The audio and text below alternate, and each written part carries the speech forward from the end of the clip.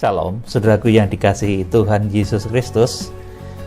Minggu tanggal 28 November 2021 saya akan sampaikan pembukaan rahasia firman Tuhan mengenai kedatangan Tuhan Yesus Kristus. Saudara yang dikasihi Tuhan, ketika Tuhan Yesus Kristus itu datang, itu apa sebetulnya yang akan terjadi? Di sini orang sering menjadi bingung, maka ini saya terangkan, saudaraku. Yang terjadi ketika Tuhan Yesus Kristus datang, itu langit dan bumi belum akan lenyap loh, saudaraku.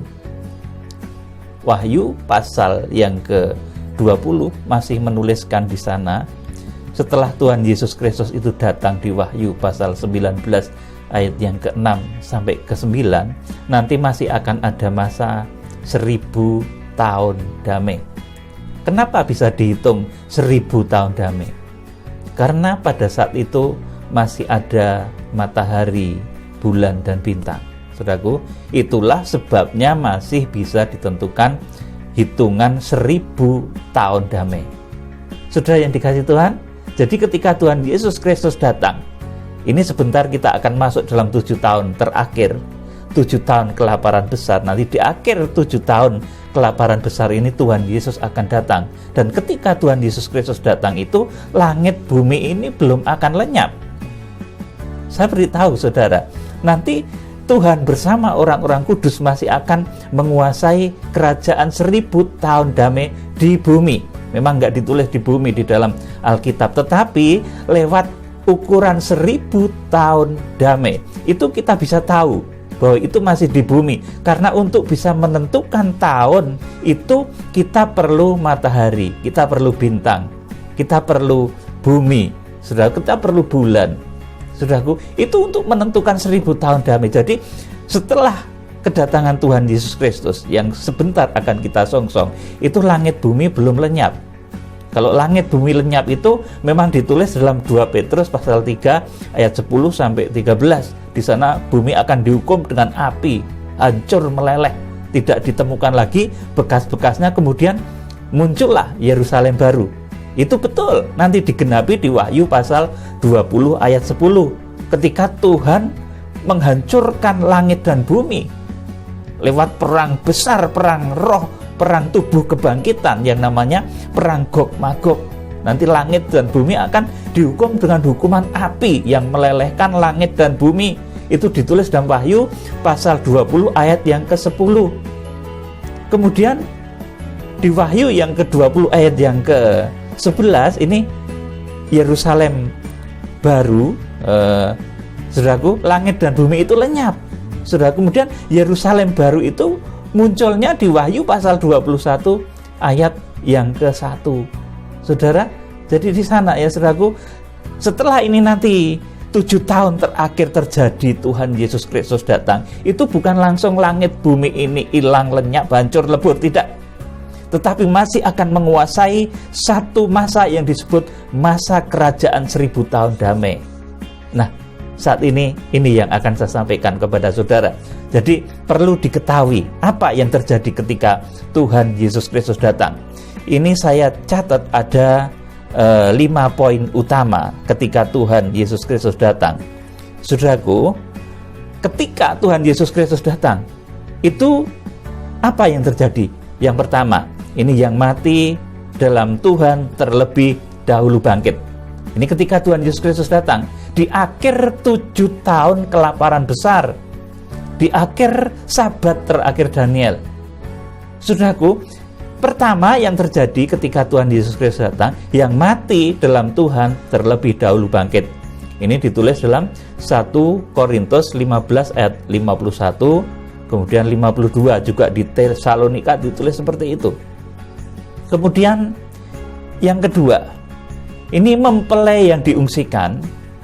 Saudara tentu mengerti, ada yang diungsikan Wahyu pasal 12 ayat yang ke-6 dan ayat yang ke-14. Mempelai yang diungsikan itu diubahkan dalam tubuh kemuliaan. Oleh karena itu butuh waktu 1260 hari untuk mereka disempurnakan, sehingga memiliki karakter bisa diubah dalam tubuh kemuliaan. Saudaraku, ayo kita akan baca. Jadi ini yang pertama, yang mati dalam Tuhan terlebih dahulu bangkit. Kemudian yang kedua, mempelai yang diungsikan. Ini Wahyu pasal 12, Wahyu pasal 12 ayat 6, ayat 14. Ini diubah dalam tubuh kemuliaan. Kemudian yang ketiga, ini perjamuan malam kawin anak domba. Ini ditulis dalam Wahyu pasal 19 ayat 6 sampai 9. Jadi ketika Tuhan Yesus Kristus datang, itu sesudah yang mati dalam Tuhan dibangkitkan, mempelai yang diungsikan selama 1260 hari itu diubahkan dalam tubuh yang tidak dapat binasa. Kemudian yang ketiga, akan terjadi perjamuan malam kawin anak domba. Wahyu pasal 19 ayat 6 sampai 9. Perjamuan malam kawin anak domba ini disebut juga pengadilan kursi Kristus. Saudara, pada saat itu orang-orang yang tersesat, orang-orang yang mati dalam kondisi tersesat tidak dibangkitkan. Jadi ketika Tuhan Yesus Kristus datang itu, orang-orang yang mati dalam kesesatan tidak dibangkitkan. Jadi perjamuan malam kawin anak domba, Wahyu pasal 19 ayat 6 sampai 9, ini disebut juga ini pengadilan kursi Kristus, di mana pada saat itu Tuhan menentukan posisi ganjaran hadiah kepada orang-orang kudusnya, sesuai ditulis dalam 2 Korintus 5 ayat 10. Saudaraku, itu disebut bema Kristus. Bema itu bukan pengadilan untuk menghukum, tapi pengadilan untuk memberi hadiah. Seorang pemenang lomba, juara 1, juara 2, juara 3. Nah, seperti itu. Bema itu untuk menentukan hadiah. Jadi ketika Tuhan Yesus Kristus datang, itu orang-orang kudusnya diberikan satu tempat. Dan tempat itu, saudaraku, disebut juga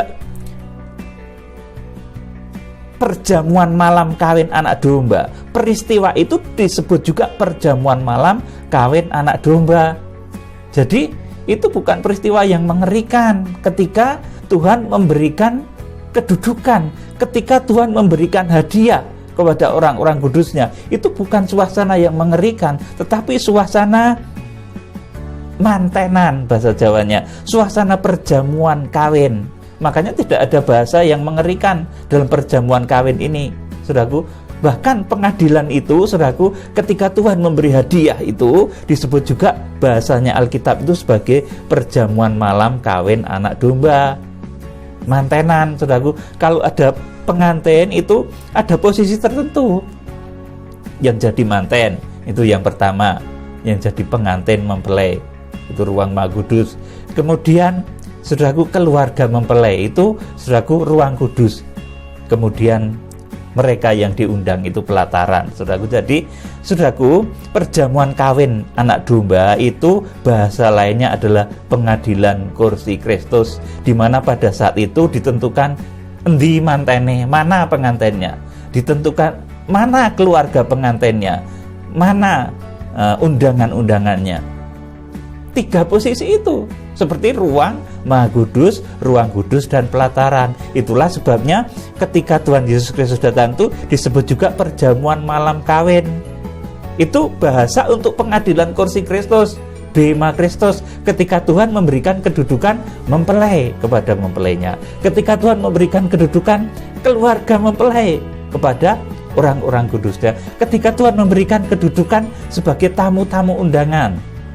Saudaraku, nah ini rahasia Wahyu pasal 19. Saudara yang dikasihi Tuhan, ini yang ketiga. Jadi yang pertama tadi, saya ulangi lagi, yang mati dalam Tuhan dibangkitkan. Yang kedua, mempelai yang diungsikan, Wahyu pasal yang ke-12 ayat 6 dan ayat 14, itu disempurnakan selama 1260 hari itu, nanti mereka akan diangkat. Kemudian yang ketiga, perjamuan malam kawin anak domba.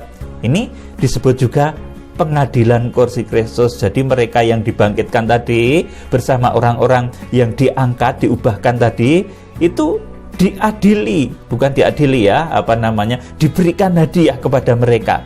Kamu mempelai, kamu keluarga mempelai, kamu undangan-undangan, saudaraku. Jadi seperti itu yang disebut pengadilan kursi Kristus yang disebut perjamuan malam kawin anak domba. Tidak ada suasana mengerikan, seret neraka, seret surga. Belum ada seperti itu di sini, saudaraku. Kemudian yang keempat, saudaraku, ketika Tuhan Yesus Kristus datang, ini akan ada perang Harmagedon. Perang Harmagedon itu semua orang nanti mati, saudaraku. Semua orang mati. Jadi setelah perjamuan kawin anak domba Allah, itu kan sudah ditentukan posisi kedudukannya oleh Tuhan. Kemudian ada perang Harmagedon. Ini semua orang mati. Hanya antikris dan nabi palsu yang tetap hidup. Mereka langsung ditangkap oleh Tuhan dan dilemparkan ke neraka yang menyala-nyala. Yuk kita akan baca Wahyu pasal 19 ayat 20 dan 21. Maka tertangkaplah binatang itu dan bersama-sama dengan dia nabi palsu yang telah mengadakan tanda-tanda di depan matanya, dan dengan demikian ia menyesatkan mereka yang telah menerima tanda dari binatang itu dan yang telah menyembah patungnya. Keduanya dilemparkan hidup-hidup ke dalam lautan api yang menyala-nyala oleh belerang, dan semua orang lain dibunuh dengan pedang yang keluar dari mulut penunggang kuda itu, dan semua burung kenyang oleh daging mereka. Amin. Saudaraku, jadi di dalam perang Harmagedon, ketika Tuhan menangkap antikris dan nabi palsu, itu semua orang, saudaraku, itu mati yang berada di bumi ini. Karena, saudaraku, orang-orang kudus yang mati di dalam Tuhan sudah dibangkitkan. Orang-orang yang diungsikan sudah diangkat hidup-hidup. Orang-orang lain pada saat itu mati semuanya, saudaraku, kecuali antikris dan nabi palsu. Itu langsung ditangkap oleh Tuhan dan dilemparkan ke neraka kekal. Jadi yang menghuni neraka pertama kali itu adalah antikris dan nabi palsu. Jadi sekarang neraka belum dibuka, ya saudaraku. Pertama yang dilempar ke lautan api itu, ke neraka itu adalah antikris dan nabi palsu. Bahkan iblis pun belum, saudaraku. Iblis nanti masih akan dipenjara selama 1000 tahun. Baru setelah itu nanti dilepas, kemudian dilemparkan ke lautan api dan belerang itu. Jadi saudaraku, penghuni neraka pertama itu antikris dan nabi palsu. Kalau orang-orang sekarang melihat penglihatan tentang alam maut, itu belum neraka, tapi itu alam maut, dunia orang mati, saudaraku. Bukan neraka yang seperti ditulis di dalam Wahyu pasal yang ke-20, Wahyu pasal 19 ayat yang ke-20 ini. Bukan neraka yang ini, tetapi yang dilihat oleh para hamba-hamba Tuhan itu adalah alam maut, dunia orang mati, saudaraku yang dikasihi Tuhan. Kemudian yang kelima, setelah perang Harmagedon, antikris dan nabi palsu itu ditangkap Tuhan hidup-hidup, kemudian langsung dilemparkan ke neraka. Kemudian Tuhan melakukan apa? Yang kelima, Tuhan bersama-sama orang kudusnya menguasai kerajaan 1000 tahun damai di bumi. Wahyu pasal 20 ayat 1 sampai 15. Jadi ketika Tuhan Yesus Kristus datang itu, saudaraku, tidak langsung langit bumi ini lenyap, saudaraku, tidak, saudaraku. Langit, bumi, matahari, bulan dan bintang ketika Tuhan Yesus Kristus datang, saudaraku, itu tidak langsung lenyap. Masih ada waktu 1000 tahun damai di bumi. Kenapa di bumi? Memang di Alkitab tidak ditulis di bumi, tapi ada hitungan 1000 tahun. 1000 tahun itu otomatis adalah menyiratkan bahwa pada saat itu matahari masih ada, rembulan masih ada, dan bintang masih ada. Karena untuk menentukan 1000 tahun damai, hitungan 1000 tahun itu didapat dari perhitungan matahari, bulan, dan bintang. Jadi yang selama ini mengira ketika Tuhan Yesus Kristus datang itu langit dan bumi langsung lenyap, hilang, saudaraku, itu bukan sesat ya, tapi keliru, belum tepat. Lenyapnya nanti di mana? Ketika nanti setelah perang Gog Magog, perang tubuh kebangkitan, nanti bumi ini akan dihukum dengan hukuman api yang nanti membuat langit bumi hancur. Maka ketika pengadilan tahta putih itu digelar, nanti langit dan bumi itu tidak dijumpai lagi, tidak ada bekasnya lagi. Di Wahyu pasal 21, ketika Yerusalem baru itu turun dari surga, langit dan bumi yang sekarang ini sudah tidak ada lagi. Tetapi ketika Tuhan Yesus Kristus datang, saudaraku, dengan urutan peristiwa yang tadi saya sebutkan, itu langit dan bumi ini masih. Nanti kemudian Tuhan Yesus bersama orang-orang kudusnya akan menguasai bumi di kerajaan 1000 tahun. Loh, ini satu ayat sendiri loh, saudaraku. Jangan dilewatkan. Ini satu ayat sendiri yang harus digenapi. Jadi ketika Tuhan Yesus Kristus datang, itu masih ada 1000 tahun damai lagi. Itu tubuh kebangkitan loh, saudaraku. Bukan tubuh manusia, tubuh darah daging, tapi itu tubuh kebangkitan. Ayo kita akan membaca di dalam Wahyu pasal yang ke-20 ayat 1 sampai 15. Ini kerajaan 1000 tahun damai yang sekarang masih beranggapan bahwa ketika Tuhan Yesus Kristus datang itu nanti langit bumi ini langsung lenyap. Saudaraku, saya kasih tunjuk saudara, saya kasih tahu saudara, belum. Masih ada 1000 tahun damai lagi di bumi, di mana Tuhan akan menguasai bumi bersama dengan orang-orang kudusnya. Saudara, kita akan membaca di dalam Wahyu pasal yang ke-20 ayat 1 sampai 15. Lalu aku melihat seorang malaikat turun dari surga, memegang anak kunci jurang maut dan suatu rantai besar di tangannya. Ia menangkap naga, si ular tua, yaitu iblis dan Satan, dan mengikatnya 1000 tahun lamanya. Jadi naga tua yang mulai tampilnya itu di Wahyu pasal 12 ayat 3 itu nanti ditangkapnya di sini, saudaraku. Kemudian diikat selama 1000 tahun lamanya. Artinya 1000 tahun itu masih ada matahari, bulan, dan bintang, karena masih bisa menghitung tahun. Hitungan tahun itu ada karena adanya matahari, bulan, dan bintang, karena ada langit dan bumi ini. Ayat yang ketiga, lalu melemparkannya ke dalam jurang maut dan menutup jurang maut itu dan memeteraikannya di atasnya, supaya ia jangan lagi menyesatkan bangsa-bangsa sebelum berakhir masa 1000 tahun itu. Jadi sebelum masa 1000 tahun itu, saudaraku, sebelum berakhir masa 1000 tahun itu, di mana orang-orang kudus bersama Tuhan Yesus menguasai kerajaan 1000 tahun damai itu, iblis nggak akan dilepas. Kemudian daripada itu, ia akan dilepaskan untuk sedikit waktu lamanya. Ayat 4, lalu aku melihat tahta-tahta dan orang-orang yang duduk di atasnya. Kepada mereka diserahkan kuasa untuk menghakimi. Aku juga melihat jiwa-jiwa mereka yang telah dipenggal kepalanya karena kesaksian tentang Yesus dan karena firman Allah, yang tidak menyembah binatang itu dan patungnya, dan yang tidak juga menerima tandanya pada dahi dan tangan mereka, dan mereka hidup kembali dan memerintah sebagai raja-raja bersama-sama dengan Kristus untuk masa 1000 tahun. Jadi setelah Tuhan Yesus Kristus datang, jelas ya saudaraku, di sini masih ada masa 1000 tahun di mana Tuhan bersama orang-orang kudusnya menguasai bumi ini dalam suasana damai sejahtera, dalam tubuh kemuliaan itu selama 1000 tahun.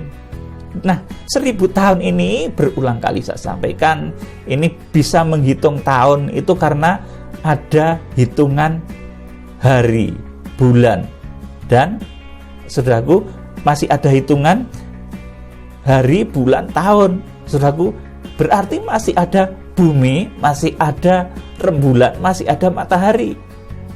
Karena untuk menghitung 1000 tahun ini, langit dan bumi harus ada. Kalau sudah tidak ada hitungan tahun lagi, berarti langit dan bumi sudah tidak ada, seperti yang ditulis di dalam Wahyu pasal yang ke-21 ayat 1. Itu sudah nggak ada hitungan hari lagi, kekal, karena matahari, bulan, dan bintang sudah nggak ada. Saudara yang dikasihi Tuhan, Wahyu pasal 20 ayat yang kelima. Tetapi orang-orang mati yang lain tidak bangkit sebelum berakhir masa yang 1000 tahun itu. Inilah kebangkitan yang pertama. Jadi, saudaraku, ketika Tuhan Yesus Kristus datang, ini orang-orang mati yang lain, yang tidak selamat, yang dalam kesesatan, itu tidak bangkit.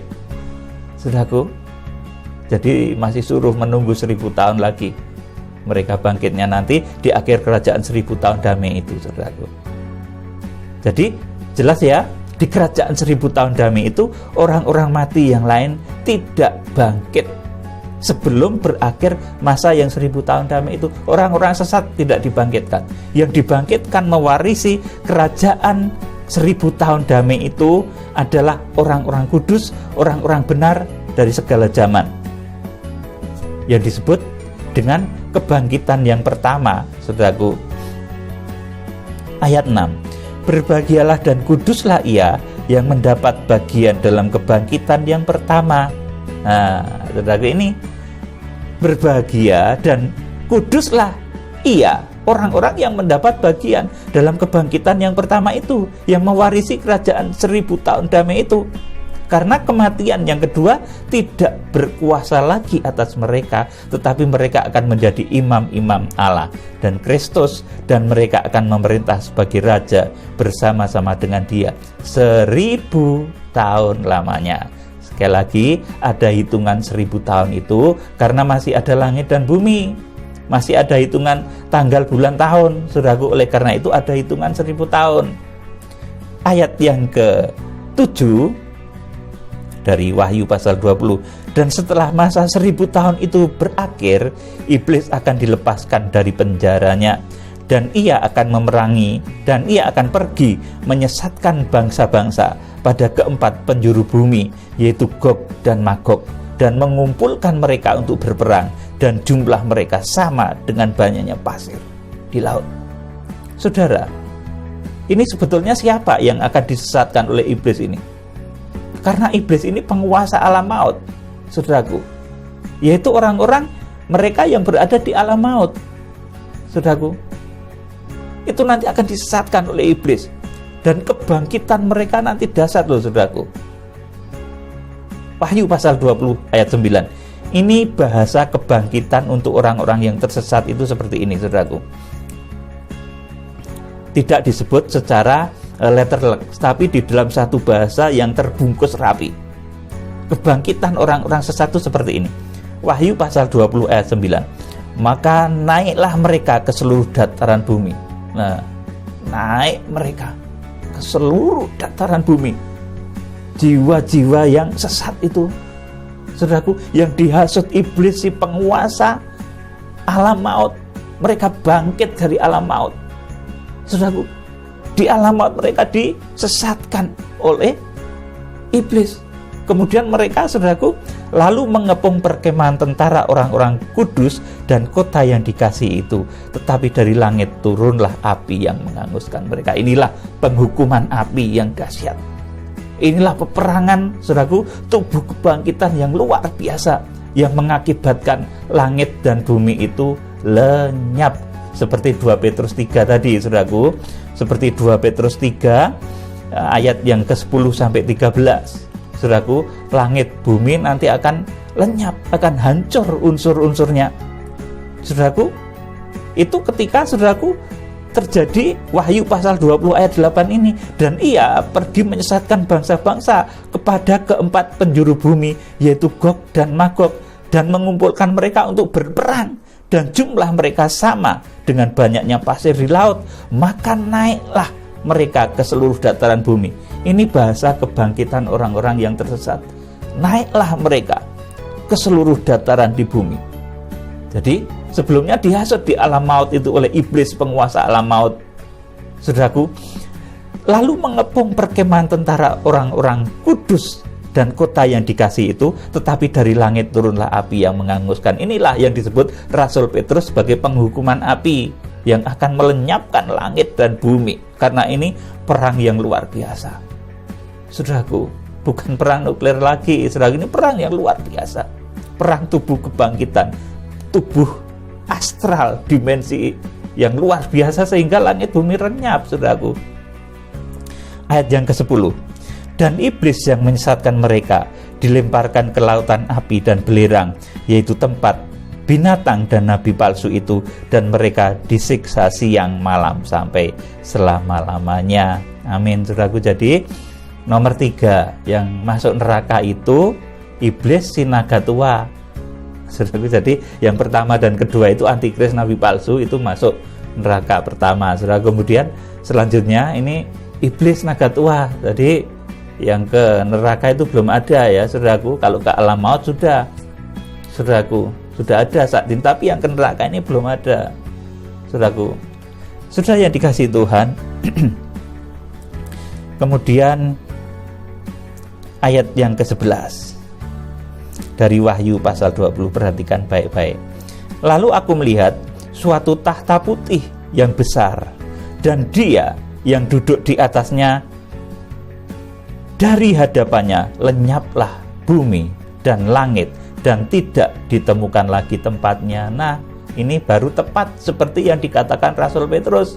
Pada saat itu langit akan lenyap dalam gemuruhnya yang dahsyat, dalam api, dalam penghukuman api yang dahsyat. Itu letaknya di sini, di akhir kerajaan 1000 tahun damai. Ketika terjadi perang tubuh kebangkitan antara orang-orang kudus di kerajaan 1000 tahun damai melawan, saudaraku, tubuh kebangkitan orang-orang sesat yang dipengaruhi oleh iblis, yang mereka naik dari seluruh dataran di muka bumi. Katanya di sini Gog dan Magog, tapi ternyata naiknya dari seluruh dataran di bumi. Ini karena kebangkitan orang-orang sesat dari seluruh penjuru bumi, saudaraku. Dan setelah itu perang Gog Magog, kemudian penghukuman api seperti yang dikatakan Rasul Petrus itu terjadi, saudaraku. Setelah penghukuman api itu terjadi, langit bumi lenyap, maka saudaraku digelarlah yang disebut pengadilan tahta putih. Saudara, biar jelas ya, mengerti kitab Wahyu, saudaraku. Jadi ayat 11 saya ulangi lagi. Lalu aku melihat suatu tahta putih yang besar, dan Dia yang duduk di atasnya, dari hadapannya lenyaplah bumi dan langit, dan tidak ditemukan lagi tempatnya. Nah, hilangnya, lenyapnya langit dan bumi ini adalah di Wahyu pasal 20 ayat 11, bukan di Wahyu pasal 19. Ketika Tuhan Yesus Kristus datang, itu langit dan bumi tidak akan lenyap, belum lenyap, saudaraku. Tuhan masih akan menggunakan langit dan bumi itu 1000 tahun lagi untuk orang-orang kudusnya, untuk kerajaan 1000 tahun damai, saudaraku. Di mana 1000 tahun damai itu dihitung karena masih ada hitungan tanggal, bulan, dan tahun, karena masih ada matahari, rembulan, dan bintang untuk menentukan tahun. Makanya disebut sebagai kerajaan 1000 tahun. Itu sesudah Tuhan Yesus datang di Wahyu pasal 19, dan terjadinya di Wahyu pasal 20 ini. Ayat 12, perhatikan baik-baik. Dan aku melihat orang-orang mati, besar dan kecil, berdiri di depan tahta itu. Lalu dibuka semua kitab, dan dibuka juga sebuah kitab lain, yaitu kitab kehidupan. Dan orang-orang mati dihakimi menurut perbuatan mereka, berdasarkan apa yang ada tertulis di dalam kitab-kitab itu. Amin, saudaraku. Jadi orang-orang mati, orang-orang yang tidak dibangkitkan dalam kerajaan 1000 tahun damai, yang tidak menguasai kerajaan 1000 tahun damai, ini nanti akan masuk di pengadilan tahta putih. Tetapi orang-orang yang sudah masuk di dalam kerajaan 1000 tahun damai, ini tidak masuk di pengadilan sana, saudaraku. Di pengadilan tahta putih sudah nggak masuk, saudaraku. Karena, saudaraku, kematian yang kedua sudah tidak berkuasa lagi atas orang-orang yang masuk di kerajaan 1000 tahun damai, saudaraku. Berbahagialah, seperti Wahyu pasal 20 ayat 8 ayat 6, berbahagialah dan kuduslah ia yang mendapat bagian dalam kebangkitan yang pertama. Kematian yang kedua tidak berkuasa lagi atas mereka. Amin. Jadi siapapun yang masuk di kerajaan 1000 tahun damai itu, mereka akan lewat, saudaraku, tidak akan diadili di pengadilan tahta putih. Nah, ini ajaibnya belum ngerti kan selama ini. Kemudian siapa yang diadili di pengadilan tahta putih? Itu orang-orang yang tersesat, orang-orang yang tidak benar. Mereka akan diadili dan nanti disiksa. Diadili itu untuk dihukum, saudaraku. Makanya namanya pengadilan tahta putih. Saudaraku, diadili itu untuk dihukum, entah berat atau ringannya seperti apa, sesuai dengan apa yang tertulis di dalam kitab yang dipercayai mereka masing-masing. Saudaraku yang dikasih Tuhan, sekarang ayat yang ke-12 dari Wahyu pasal 20. Dan aku melihat orang-orang mati, besar dan kecil, berdiri di depan tahta itu. Lalu dibuka semua kitab, dan dibuka juga sebuah kitab lain, yaitu kitab kehidupan, dan orang-orang mati dihakimi menurut perbuatan mereka. Perhatikan, dan orang-orang mati. Ini mencerminkan baik mati secara jasmani maupun mati secara rohani. Dan orang-orang mati dihakimi menurut perbuatan mereka berdasarkan apa yang ada tertulis di dalam kitab-kitab itu. Selanjutnya, saudaraku, maka laut menyerahkan orang-orang mati yang ada di dalamnya, dan maut dan kerajaan maut menyerahkan orang-orang mati yang ada di dalamnya, dan mereka dihakimi masing-masing menurut perbuatannya. Nah, di sini nggak ada yang ke surga ya, saudaraku. Semua dilemparkan ya, saudaraku, ke neraka, saudaraku. Di sini dikatakan, maka laut menyerahkan orang-orang mati yang ada di dalamnya, dan maut dan kerajaan maut menyerahkan orang-orang mati yang ada di dalamnya, dan mereka dihakimi masing-masing menurut perbuatannya. Jadi dihakimi menurut perbuatannya karena mereka tidak mengenal korban Kristus, tidak ditebus, jadi dihakimi menurut perbuatannya. Saudaraku, ayat yang ke-14. Lalu maut dan kerajaan maut itu dilemparkan ke dalam lautan api. Itulah kematian yang kedua, lautan api. Nah, ini kematian yang kedua. Kalau saudaraku, kematian yang pertama itu kematian tubuh, saudaraku. Orang-orang yang dibangkitkan dalam kerajaan 1000 tahun damai tidak mengalami apa derita yang ada di dalam kematian yang kedua. Karena kematian yang kedua ini, saudaraku, ini adalah neraka kekal atau lautan api di sini disebut. Ini yang akan masuk ke sana adalah orang-orang yang sesat, orang-orang yang tidak mengenal kebenaran, yang hidup dalam hawa nafsu. Saudaraku, ayat 15. Dan setiap orang yang tidak ditemukan namanya tertulis dalam kitab kehidupan, ia dilemparkan ke dalam lautan api itu. Amin. Saudaraku, jadi sekarang sudah menjadi jelas ya, saudaraku, ketika Tuhan Yesus Kristus datang, itu apa yang akan dikerjakannya? Ini pertama, yang mati dalam Tuhan terlebih dahulu bangkit. Sesuai 1 Korintus 15, 51, 52. Sesuai dengan suratan 1 Tesalonika 4 ayat 15 sampai 17 juga. Ini yang mati dalam Tuhan atau orang-orang benar dari segala zaman dibangkitkan. Kemudian yang kedua, mempelai yang diungsikan. Wahyu pasal 12 ayat 6 dan ayat 14. Maka wanita itu lari ke suatu tempat yang disiapkan oleh Allah selama 1260 hari. Di sana disempurnakan, saudaraku, mereka lari dengan kekuatan dua sayap burung nasar besar. Wahyu pasal 12 ayat 14. Saudaraku, orang-orang itu akan disempurnakan. Saat itu mereka akan diubahkan dalam tubuh kemuliaan. Saudaraku, itu yang kedua. Kemudian yang ketiga, saudara, ketika Tuhan Yesus Kristus datang, itu terjadi perjamuan malam kawin anak domba. Perjamuan malam kawin anak domba ini, Wahyu pasal 19 ayat 6 sampai 9. Ini dalam bahasa lain disebut juga pengadilan kursi Kristus, di mana Tuhan saat itu memberikan posisi. Nah, kamu mempelai, nah, kamu keluarga mempelai, nah, kamu undangan-undangan saja, begitu saudaraku. Jadi seperti itu. Nah, kamu menempati ruang Maha Kudus, nah, kamu menempati ruang kudus, nah, kamu di pelataran. Seperti itu. Itu bema Kristus. Perjamuan kawin anak domba Allah itu ada 3 yang hadir tadi. Yang satu mempelainya sendiri, kemudian keluarga mempelai dan mereka yang diundang.